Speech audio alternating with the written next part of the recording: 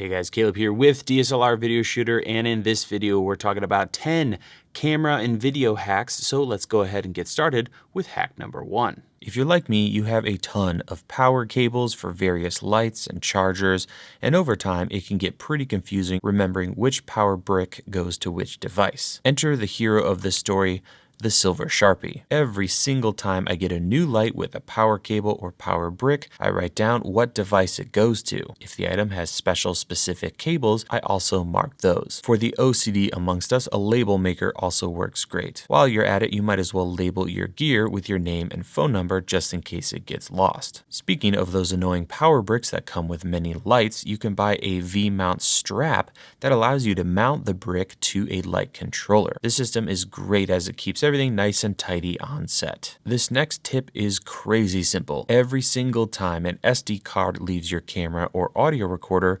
lock it. This will prevent anyone from formatting it accidentally. Once you know you have your footage imported and backed up, unlock the card and you know it's ready to be used again. Speaking of media on set, buy enough of it so you don't have to format. If possible, I recommend having enough camera and audio cards so that you can shoot 2 huge gigs without having to import and reformat the cards. Media on a card is a great backup in and of itself. Once your edit is underway and you know everything's working and you have all your footage, then you can start reusing those cards. Every once in a while, I find myself in a situation where I can't seem to find an angle or shot that I like for B-roll. When this happens, I employ a little rule or trick that I've come up with called fast, close, low, and wide, or FCLW. Another way to remember it is fried chicken life wins. I've found when filming objects, this just seems to always look good. Just shoot with a fast lens to get more shallow depth of field, and by putting the camera close and low,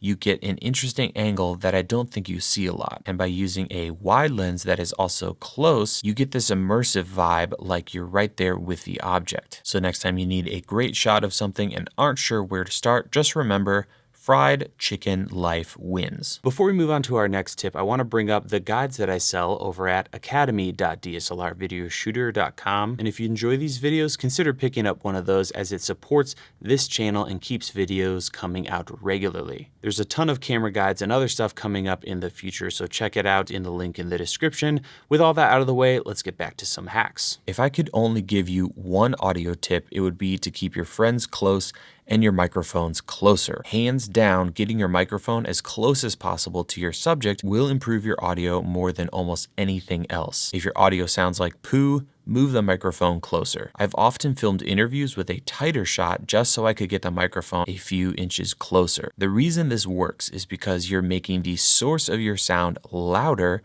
which allows you to lower the input level on your camera or recorder. And this reduces nasty stuff like hiss, background sounds, reverb, or echo. Audio quality also changes due to what is called the proximity effect, which in short raises the low end of vocals the closer you get your microphone. No matter how complex your setup is, a backup audio recorder or microphone is a brilliant idea. If you're using a microphone that is connected to a camera for sound, consider putting a recorder in between them. This way, if something happens on either device, you have an audio backup. I've even done this with super pro audio recorders just by sending the output to something like a Zoom H1 and recording on both devices. At most, you'll be out $100 for a cheap recorder, which is way more affordable than reshooting or ADR.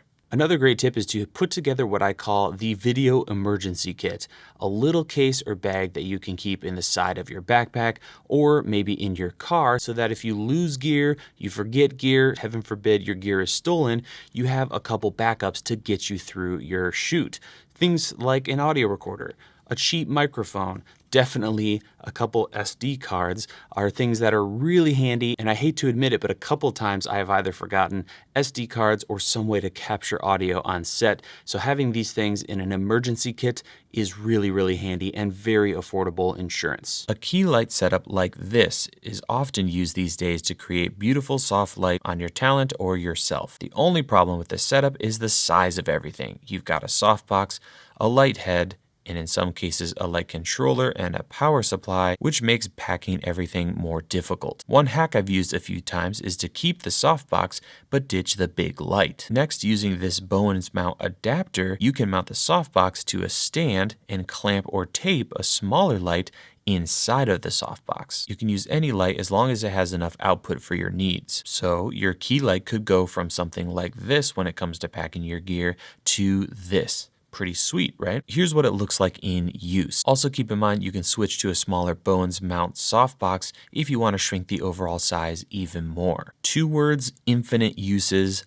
Bongo ties. I love these things for rigging and attaching just about anything to anything else. Back when I was working full-time as a camera operator, I would keep 1 or 2 bongo ties on my wrist like a bracelet so that at any moment I could rig something up. They're really affordable and you can do so much with these things. So those are my 10 production tips. Let me know which tip was your favorite and also share your hacks in the comments below, and who knows, maybe I'll feature them in an upcoming video. That's it for me. Thank you so much for watching, and I will see you in the next video.